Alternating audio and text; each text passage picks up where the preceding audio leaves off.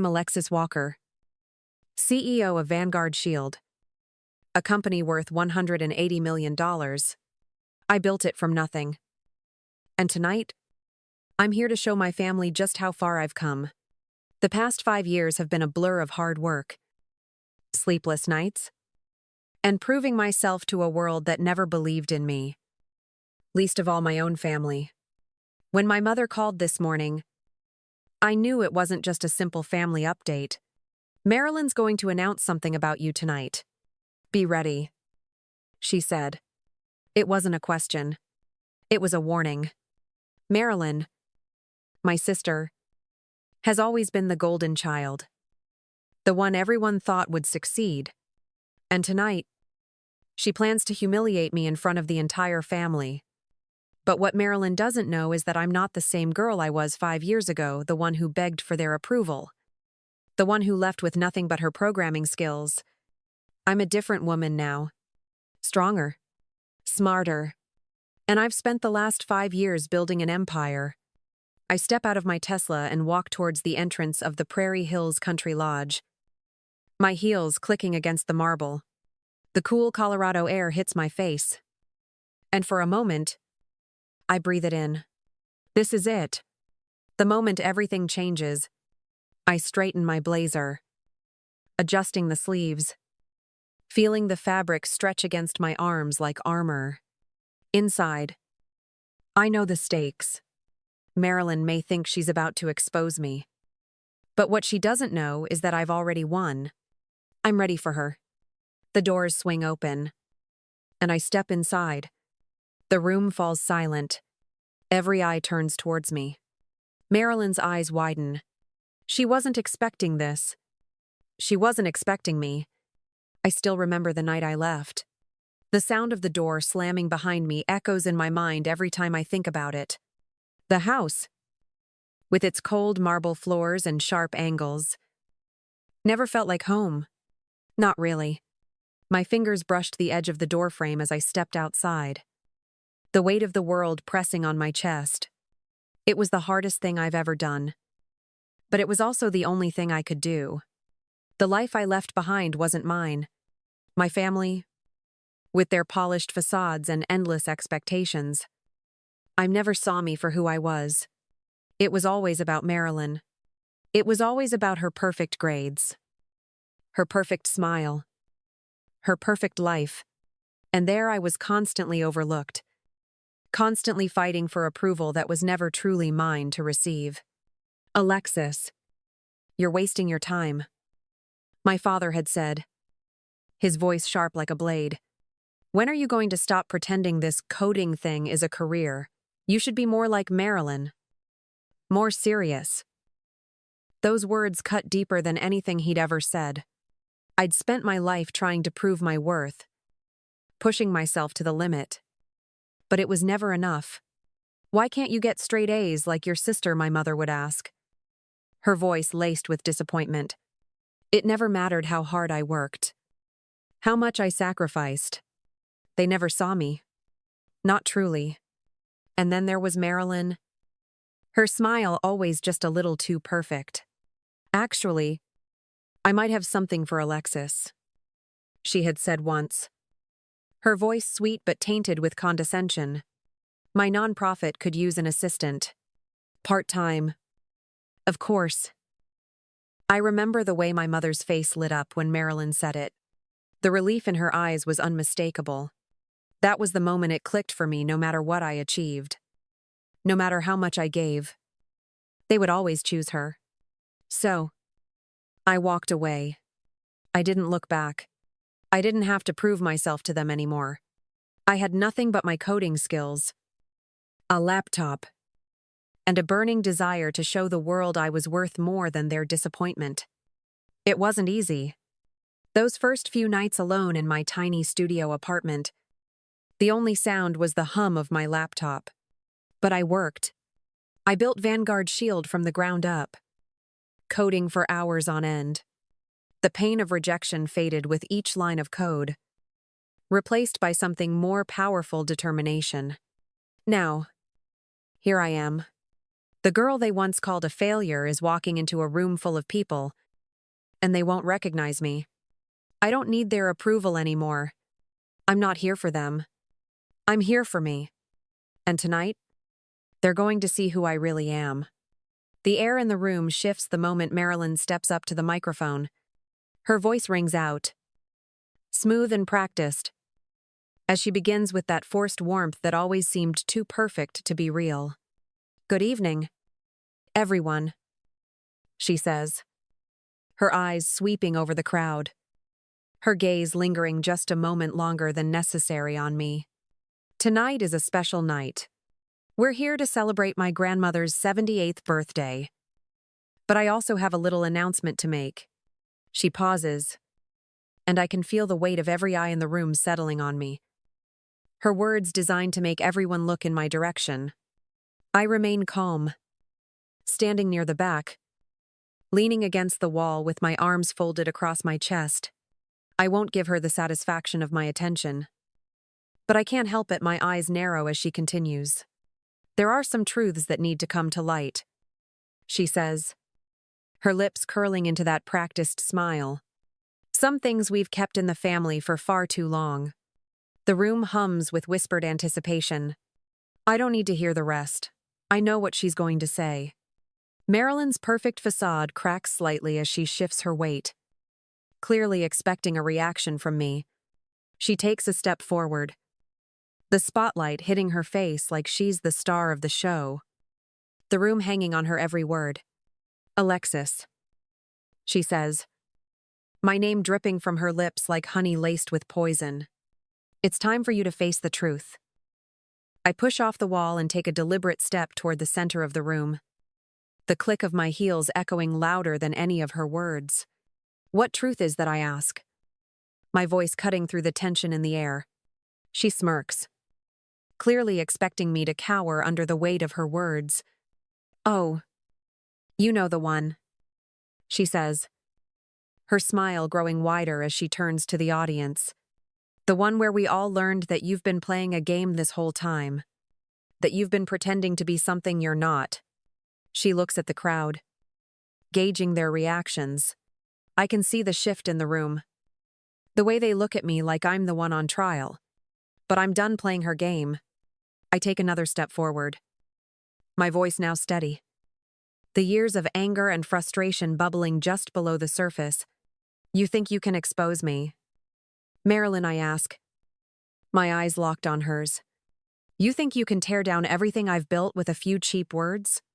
Her face tightens, her perfect composure slipping for a moment. "It's not about tearing you down," she says, her voice faltering just slightly. "It's about revealing who you really are. The family disappointment, the one who couldn't measure up." The words sting, but they don't break me. I stand taller, my shoulders square, and I look her dead in the eye. "You don't get it, do you?" I say, my voice low but fierce. "This isn't about what you think of me. This is about who I've become, despite everything you've done to try and hold me back."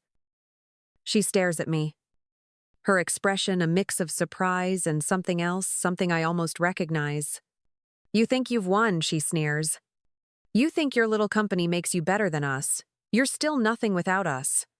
I step closer, narrowing the space between us. "I didn't need you," I say, my voice cold. "I didn't need any of you." I glance over at my parents, standing there frozen in disbelief. And I know they can hear me. "I built something real, something you'll never understand." Marilyn's eyes flash with something anger, frustration, maybe even a little fear. She's losing control of the room, and she knows it. "You think you're better than me," she hisses, her fingers gripping the microphone tightly, as if it's the only thing holding her together. "You think anyone here believes you?" I take a step back, my gaze never leaving hers. "I don't need anyone's approval." "Marilyn," I say quietly, but with a power that shakes her. "Not yours. Not theirs. And especially not the fake approval you've always tried to buy with your smile. For the first time tonight, her mask cracks. The perfect image of Marilyn, the golden child, slips as she opens her mouth to retort. But nothing comes out. The silence hangs in the air, thick with the weight of everything she's just exposed about herself. I turn my back to her and walk away, knowing that she'll never be able to take away what I've built. She can try to destroy me with her words, but she's already lost. The tension in the room thickens as Marilyn takes a deep breath, clearly preparing for her final blow. I can see her fingers trembling just slightly as she tightens her grip on the microphone. The faintest hint of sweat on her brow. Her voice, once so smooth and confident, falters for the briefest moment as she tries to steady herself. "Alexis," she says, her tone shifting, becoming more pointed. "We both know you didn't build that little tech company on your own." Her eyes lock onto mine. Her gaze hardening. "You've been hiding something. Something I'm about to expose." The air goes still. Every guest in the room leaning forward, hanging on her every word. Marilyn continues, her voice rising, her words dripping with that familiar arrogance. "You see, Alexis hasn't been as clean as she pretends. She's been cutting corners, using shady deals, stealing from anyone who got in her way." The whispers begin, the room buzzing with disbelief. Marilyn's smile widens as she watches the shock spread across the faces of our relatives. She knows she's got their attention. But what really gets me? What truly disgusts me? She pauses, looking directly at me. Is the fact that she's been stealing from the family. That's right. She's been taking money from our trust fund. I feel the floor beneath my feet shift. Her words hit me like a slap. But I'm not about to show it. The room watches me closely, waiting for a reaction. But I refuse to give Marilyn the satisfaction. I take a deep breath, letting the air settle in my chest. And I step forward, my heels clicking against the marble floor. The whispers die down as I speak. "You want to talk about the trust fund?" "Marilyn," I ask, my voice low but steady. "You want to accuse me of stealing from my family? Maybe you should take a look at what you've been doing." Her expression falters for the first time tonight. "What are you talking about?" she scoffs, trying to regain control. I pull out my phone, my fingers trembling just slightly. Not from fear, but from the thrill of the moment. The room waits as I swipe through my messages, pulling up an email. "I've got proof of your little scheme."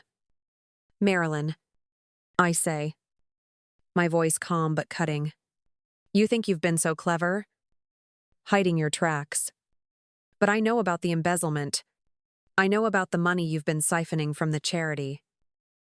Marilyn's face goes pale, her lips tightening as she steps back, clearly caught off guard. "You're lying," she spits. But there's a crack in her voice now. "Oh, I'm not lying," I reply, stepping closer, letting the truth hang heavy in the air. "I've got the receipts, the bank records. The investigator you hired to dig up dirt on me, he found your dirt first." I glance over at the crowd, watching their faces turn from shock to realization. Funny thing about secrets, Marilyn, they have a way of coming out. And the funny part, I didn't have to do anything to expose you. You did it all yourself. Marilyn stands frozen, her mouth opening and closing, as if she can't find the words.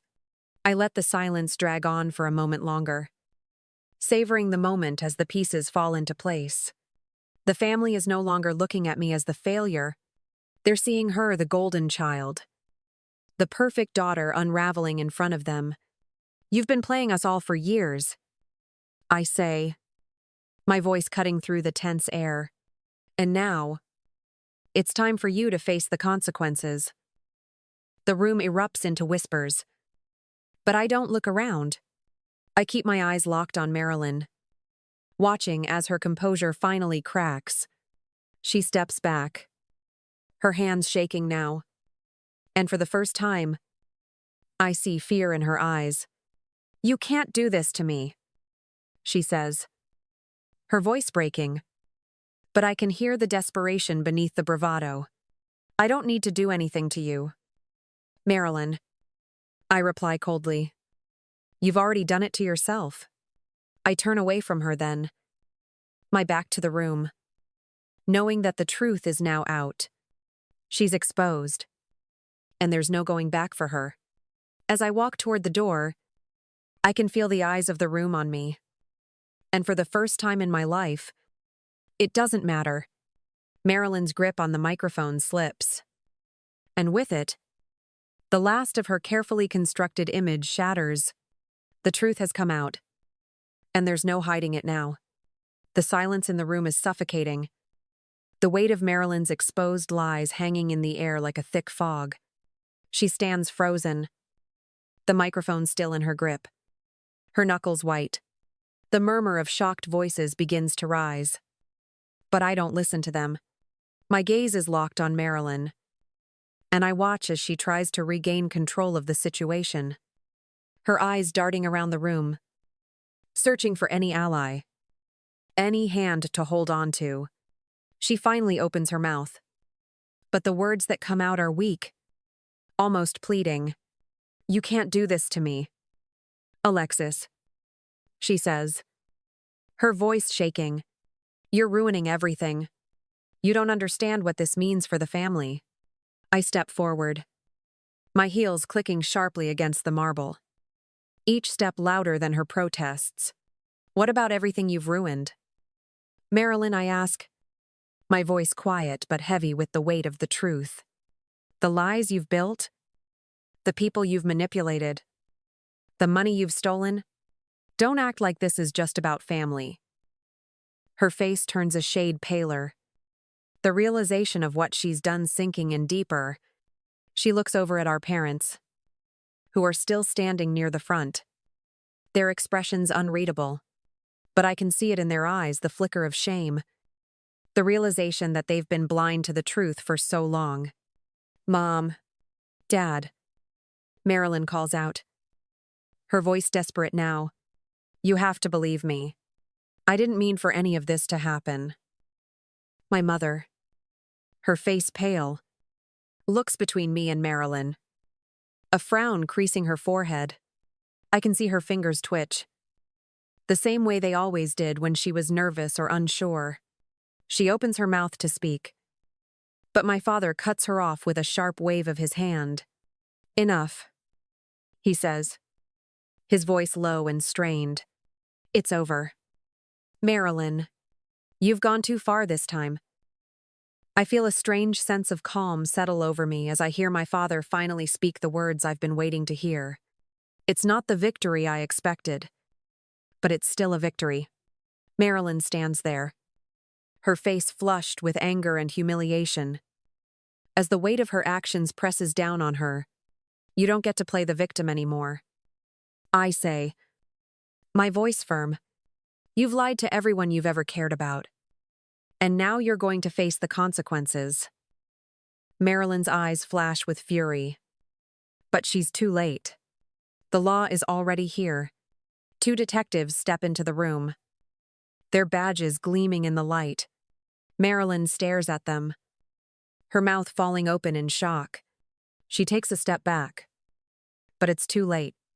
They're already moving toward her, their hands outstretched. "You're under arrest for embezzlement and fraud," one of the detectives says, his voice steady and unflinching. The room falls completely silent. Marilyn's breath catches in her throat as the officers move closer. She opens her mouth to speak, but no words come out. Her face crumbles, and the mask she's worn for so long finally shatters. She looks at me, her eyes filled with a mix of rage and fear. But I don't flinch. I don't offer her any sympathy. The officers place handcuffs around her wrists, and the sound of the metal clicking into place echoes through the room. She gasps, her body going rigid as she's led away. The air feels heavier now, the truth finally setting in for everyone who's watched this play out. As Marilyn is escorted to the door, I glance at my parents.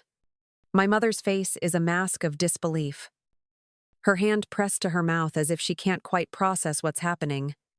My father, standing beside her, looks like he's seen a ghost. They both look at me, but I don't look back. I don't need their approval anymore. I've built something real, something they'll never understand. The door closes behind Marilyn with a soft thud, and the room remains still. There's a lingering sense of disbelief, but beneath it, I can feel the shift. For the first time in years, I feel like I'm finally seen for who I really am. I turn to the crowd, my voice steady as I address them all. This isn't about revenge, I say, my eyes sweeping the room. This is about truth, about facing the consequences for your actions. No matter who you are or how long you've been hiding, there's a long silence before one of my cousins speaks up, his voice uncertain.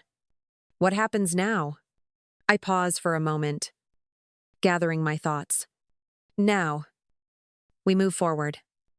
I say simply, now, we live with the truth.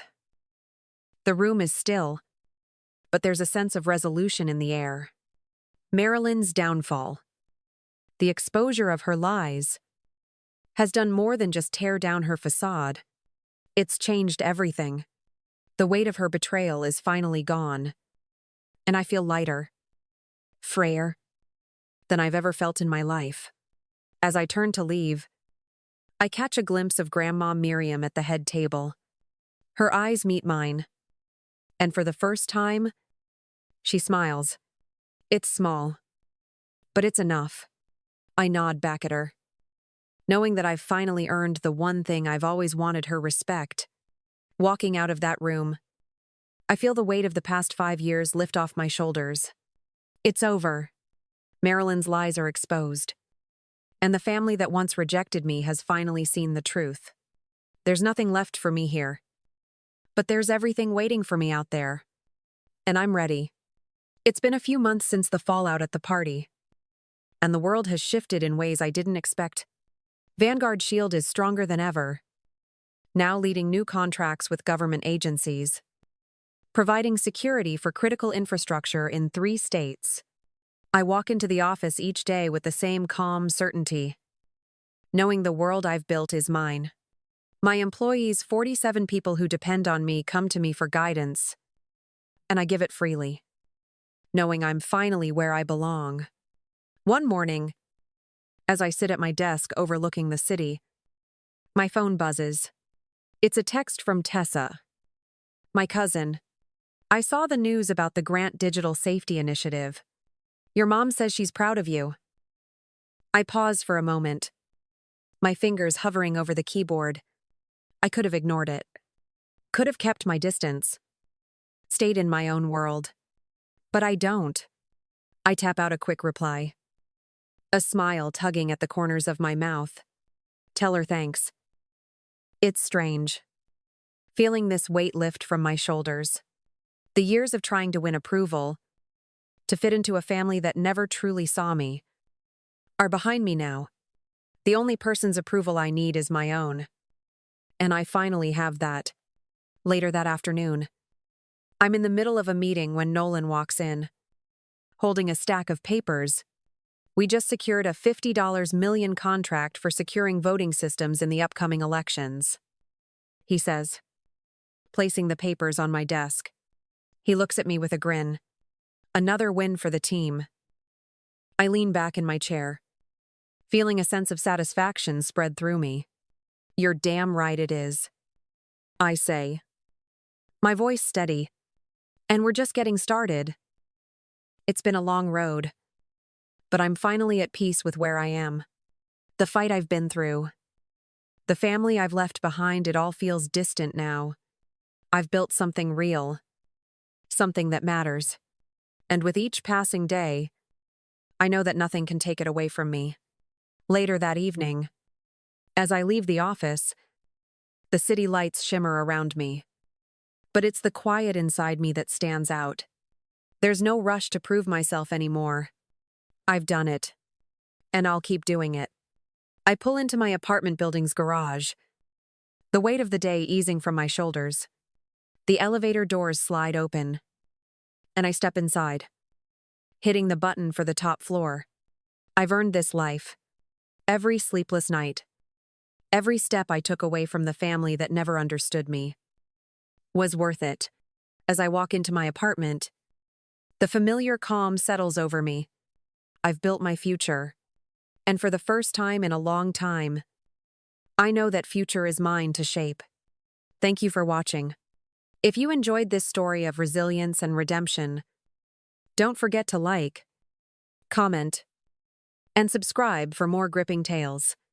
Share your thoughts in the comments. How do you feel about Alexis's journey? What would you do in her shoes? Let's keep the conversation going. See you in the next video.